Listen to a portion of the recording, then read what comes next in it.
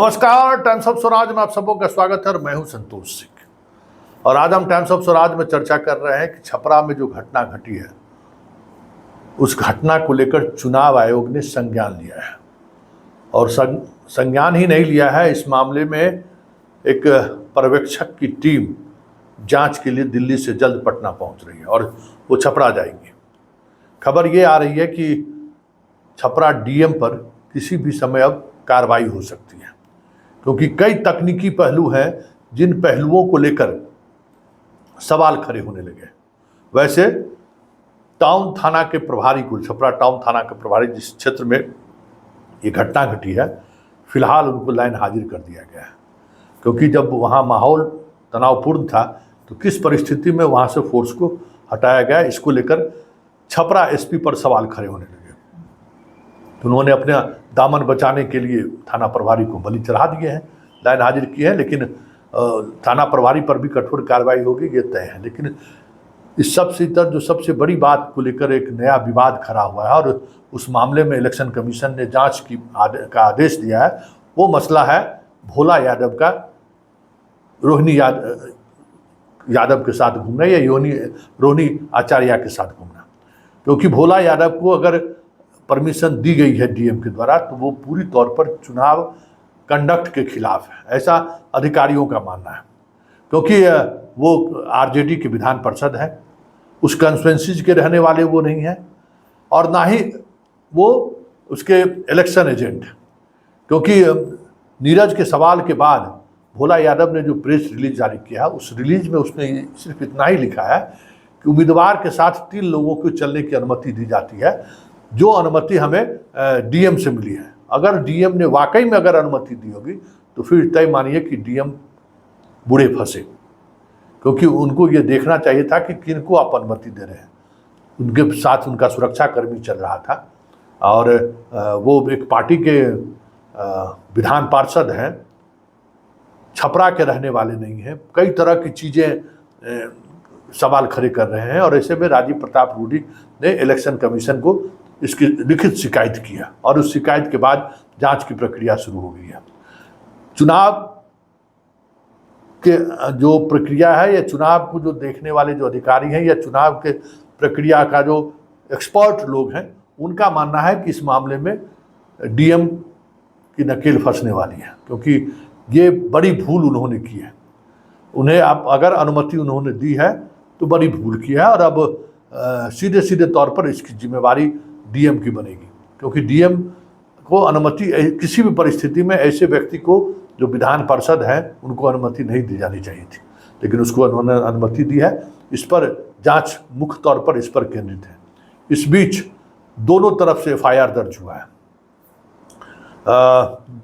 जिनको गोली लगी है उनके परिजनों ने भी एफआईआर दर्ज किया है और सुबह में जब घर पर हमला किया गया जिन लोगों के द्वारा, उसमें भी कई लोगों को नामजद और अज्ञात लोगों पर एफआईआर दर्ज की गई है। पुलिस फिलहाल बीजेपी के एक नेता की गिरफ्तारी की बात की पुष्टि की है, साथ ही उनके साथ जो एक और लड़के थे उनसे पूछताछ कर रही है और दूसरी तरफ भी अब गिरफ्तारी के लिए छापेमारी शुरू हो गई है। एसपी खुद नेतृत्व कर रहा है। लेकिन बड़ा सवाल यह है कि इतने बड़े विवाद के बावजूद भी पुलिस कहाँ सोई हुई थी, जबकि छपरा में ये कोई पहली बार इस तरीके की घटना नहीं घटी है। छपरा में इस तरह की घटनाएं घटती रहती हैं, ऐसे में सवाल उठना भी लाजमी है। तो चलिए एक बार फिर से जो जदयू के प्रवक्ता नीरज और भोला यादव के बीच जो चल रहा है आरोप प्रत्यारोप, उस आरोप प्रत्यारोप के बीच नीरज ने फिर हमला बोला है भोला यादव पर और उनको नैतिकता का पाठ पढ़ाते हुए कहा है कि आप किस हैसियत से आप कंस्टिट्यूएंसी में घूम रहे थे, अगर आपको परमिशन दिए हैं तो फिर जिला पदाधिकारी को तो जवाब देना पड़ेगा। जरा सुन लीजिए क्या कह रहे हैं नीरज कुमार। राष्ट्रीय जनता दल के माननीय लालू प्रसाद जी के सिपाह सलार मान्यवर भोला यादव जी रंगे हाथ पकड़े गए छपरा के चुनावी अभियान में। वो रोहिणी आचार्य जी के साथ घूम रहे थे। भाई आपके पास अंगरक्षक है, हालांकि आप वर्तमान में जनता ने आपको हरा दिया, लेकिन उसके बावजूद आपके पास एक अंगरक्षक है। तो अंगरक्षक की मौजूदगी रखने वाला व्यक्ति कैसे निर्वाचन की प्रक्रिया में घूम सकता है? वह तो मतदाताओं को डरा सकता है, धमका सकता है, ऐसी आशंका होती है। और यह सामान्य तौर पर हर व्यक्ति जानता है कि जिस निर्वाचन क्षेत्र के आप मतदाता नहीं है, वहां 24 घंटा पहले उस इलाके को छोड़ देना है। अब आप ज्ञान दे रहे हैं तो आदर्श आचार संहिता पढ़े हैं कि भक्ति भाव में रहते हैं। खैर, आपकी मजबूरी भी है, लालू जी कहेंगे तो आपको रहना ही पड़ेगा, चाहे जितना मुकदमा हो। जब आप जेल तक जा सकते हैं, जब आपको केंद्रीय एजेंसी जेल की सलाखों तक पहुंचा सकता है, लेकिन आपका गला रूंध जाता है, आपकी आवाज नहीं निकलती है, लेकिन आप कानून के पिंजड़े में तो फंस गए इस बार।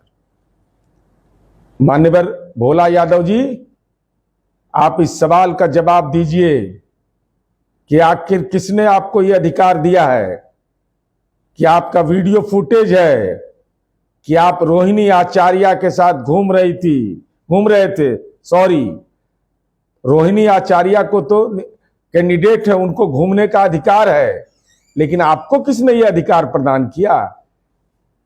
आप किस हैसियत से घूम रहे थे? और आप बयान देते हैं कि हमको परमिशन मिला हुआ है। आपको परमिशन कैसे मिलेगा? गलत बयानी करते हैं।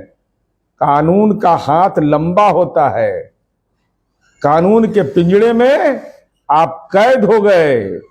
कैद होना आपका तय है, लाजमी है। और चुनाव आयोग जैसी संवैधानिक संस्था से हम अनुरोध करेंगे कि अगर यह मापदंड है कि कोई जनप्रतिनिधि इलेक्शन एजेंट नहीं बन सकता है किसी भी राजनीतिक दल का, तो कोई भी व्यक्ति जिसको अंगरक्षक मिला हुआ उस इलाके का मतदाता नहीं है। इनका घर है मिथिला, दरभंगा। अब लालू जी कह दिए होंगे कि जाना है, ये बेचारे सब कानून जानते, इसे हैं होशियार आदमी, जानकार आदमी है, लेकिन अब बेचारे की लाचारी है। रहना है तो जय जय करना है, तो कानून के पिंजड़े से नहीं लालू जी आपको बचाएंगे। आप तो फंस गए रोहिणी आचार्य के चक्कर में, और साक्ष्य उपलब्ध है, आपके पास सिक्योरिटी है। आपको अधिकार नहीं है मतदान केंद्र के अंदर जाने का। आपका वीडियो फुटेज है और आपको जिला बदर होना चाहिए था, लेकिन आप जिला बदर नहीं होकर के मतदाताओं को लालू प्रसाद के जो काम करने के तौर तरीके हैं उसको मानक मान करके आप मतदाताओं को धमका रहे थे और कह रहे थे गुंडागर्दी कर रहे थे। प्रेस रिलीज में बोलते हैं, किसको कानून कहते हैं इसका एहसास हमारी उम्मीद है कि चुनाव आयोग आपको करा देगा।